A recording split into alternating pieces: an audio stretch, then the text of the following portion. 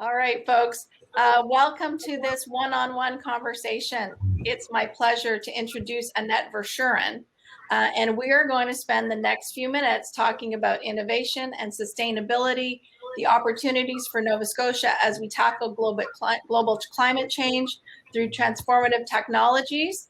And we're going to talk about how businesses can start down their own path to sustainability. Let me introduce you formally to Annette VERSCHUREN. She is Chair and CEO of NRStor Inc., an energy storage development company. She's Chancellor of Cape Breton University. From 1996 to 2011, she was President of Home Depot Canada, where she oversaw the company's growth from 19 to 179 Canadian stores and led its entry into China. She's Officer of the Order of Canada and has a long list of recognitions. Annette, let me bring you into this conversation. You hold roles as chair of Mars and SDTC, and of course the VERSCHUREN Center. How are these ecosystems going to help move new technologies into our market and drive our journey as a country and a province on sustainability? Welcome. That's a big question and an exciting question. I see big opportunity in the emerging markets of clean tech. I see great opportunities in health tech. I see great opportunities in artificial intelligence. I see great opportunities in agriculture. At SDTC, we're focused on developing companies towards the clean technology. So whether it's air, water, and agriculture, soil, that's where the opportunity is. At Mars, we're one of the biggest ecosystem centers in the world, and I'm just seeing all kinds of opportunity. What a vantage point I have, Laurel, compared to others. I see Nova Scotia really on the cusp of great economic development. The future of Nova Scotia is going to be influenced extensively by small and medium-sized businesses. At the VERSCHUREN Center, we're really focused on developing ways in which we can basically take our natural resources and add value to them. And so whether it's the fishing industry, whether it's the resource industry, these are all things that have great potential. And so I just see a future that's phenomenal. And what I love about Nova Scotia, what I love about this part of the world, we have 7 universities. We have the most talented group of people. We're bringing immigrants in now. And this is the place to build a business. It really is. Companies are coming from other parts of the world and other parts of Canada to come here because we are open for business and we see enormous potential here. Well, that's great. And I know I'm talking to you and you are in Cape Breton right now. So that's fantastic. The OECD, Annette, has highlighted the need for a green recovery from COVID-19. So given what you've just been talking about, how do you think that green recovery can play into products and technologies being developed in Canada, in particular in Nova Scotia, what we're talking about today, to create that cleaner, more sustainable global recovery for us? Look, we have experience. You take a company like Carbon Cure, who is injecting carbon into cement products in great Canadian, great Nova Scotian story. And this is how our infrastructure needs to be built. And this is how opportunities will be created.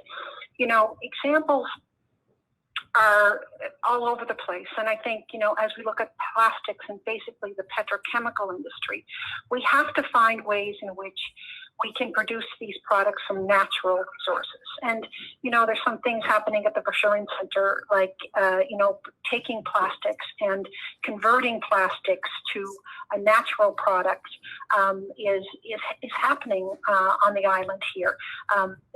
Fermenting, using fermentation practices to take the 60% of that fish or the shellfish and really producing other products. We need to value add to all the products that we produce in order to reach our Paris climate opportunities.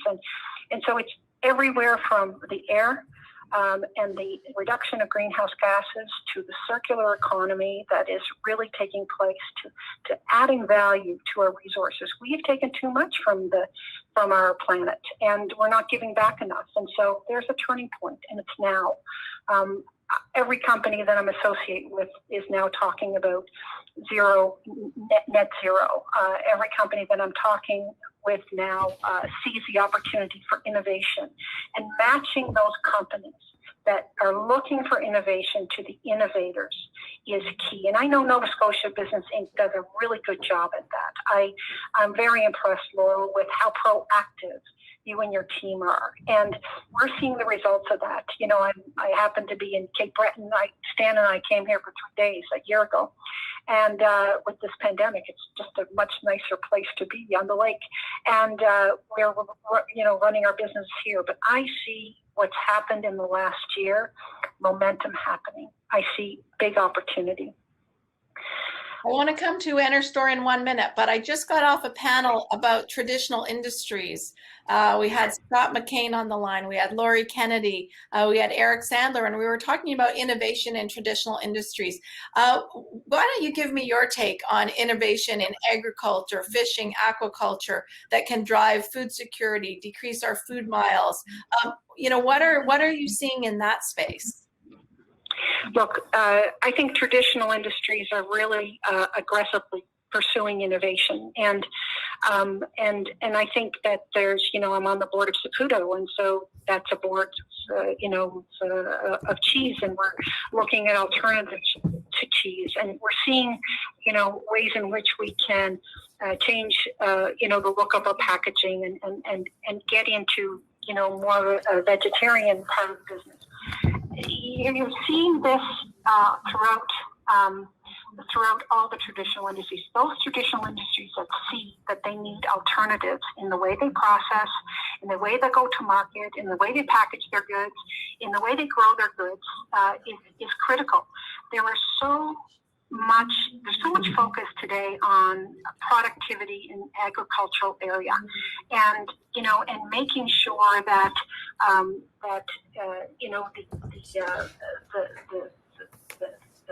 the food that is grown is most efficiently grown. And we've got software packages that, determine where the farmer has got to water, determine where the farmer needs to fertilize more.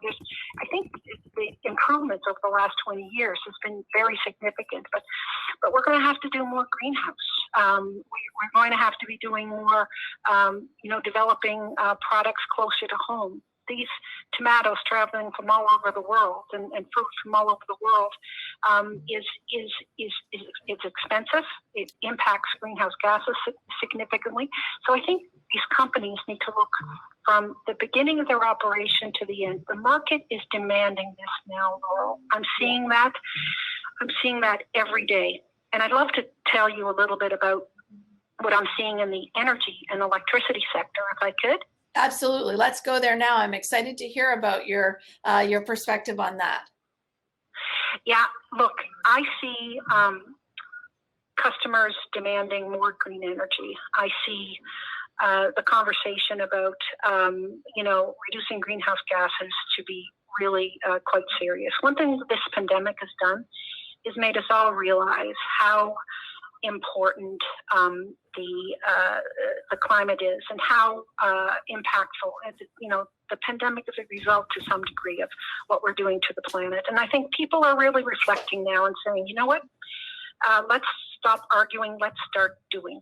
And so, we are just finishing off negotiations of the largest battery installation, a company called Oneida. This is a company called Oneida. It's an LP limited partnership with the First Nations, Six Nations of the Grand River. And so it's a 50-50 partnership to build out a 250 megawatt, 1,000 megawatt hour battery attached to the grid. This will take renewable energy and hold it and release it when it's needed, matching the supply and demand. Today, we curtail our energy. We don't maximize the performance of our grid, quite frankly, and all the assets that we have. And I see energy storage being extraordinarily important and critical for the utilization of alternative energy. We have been working with, Nova Scotia Power on many projects, residential power walls and really taking a look at other opportunities. I see a big opportunity in Nova Scotia as we look at this Atlantic loop. There'll be big opportunity for energy storage. Storage has got to go and critically be a part of how we manage our assets, our transmission, our production more efficiently. And it's like a really terrific tool because you can take excess energy in and release it when it's needed. And we have proven in the big project that we're doing in Ontario that the benefits are real, revenue streams are significant, and we'd love to do a couple of these projects in the near term in Nova Scotia and New Brunswick, and also in PEI. We're looking at a 50 megawatt project there. But look, we've been working in this market for quite some time. We've been at this since 2012, but it's really taking off now. The demand is there, and the economics are there. The battery technology is cheaper than gas generation, and so it's time, and it's an exciting time for the development of the energy sector. Well, it's a critical factor, and it's one that I think because maybe we didn't see the waste of energy when we had no ability to store, it was just wasted, and that's not the approach that we took in other aspects of our lives. So it's a key plank of sustainability going forward. So we're excited to know what you're doing with NRStor and the progress that's being made on energy storage. Yeah, no, we're excited. We have, we're so confident. We even, we have an option of land, in the Trenton area, and we really see an opportunity also to work with the Indigenous peoples here to build this infrastructure. It's really important that we do this right. And on the project in Ontario, we started 3 years ago with the Six Nations. Matt Jameson, who is the leader of the development organization there, and he's involved in every decision that we make. And it's at the front end, and it will give great returns to that community, employment returns and financial returns, so they can develop their self-sufficiency goals. Well, we'd be excited to see your operations take hold in Trenton. We'd keep you in Cape Breton on the lake more regularly because it's a great place to be. So that would be fantastic. I want to turn to the importance of partnerships. You've talked about community. You've talked about Indigenous partnerships. I know you are very involved with academic institutions. It seems to me that those are all critical legs to the stool of the journey that we're trying to embark upon. Oh, well, yeah, Laurel, you are so right. Okay, it's time that government, business, academics / university / research centers really accelerate the commercialization of the sectors that we're talking about. And you know what? It's no longer just the role of government. It is no longer just the role of Nova Scotia Business Inc. We need to really collaborate much more effectively and better, and we need to match the solutions to the research. The reason that I was involved in starting the VERSCHUREN Center was because I believe there was too much research being done in our country and not enough of this being commercialized. We need to accelerate the commercialization, and that's what the VERSCHUREN Center does, and many other great organizations in Nova Scotia. The key is to commercialize these research so we can build the company, so that we can build them from seed to further stage companies to become big, large organizations that really can make a difference in the community.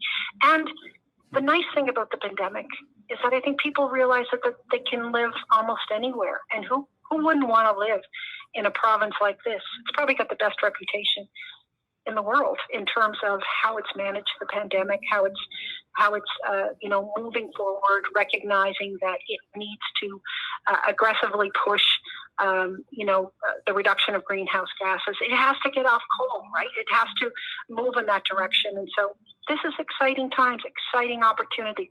Yes, climate change is a risk, but I think it's more of an opportunity. And if you look through that lens, you can develop all kinds of economic development and create all kinds of opportunities. It is an exciting time, and we're really privileged at NSBI to be part of it and to be able to foster these conversations and support companies that are doing that.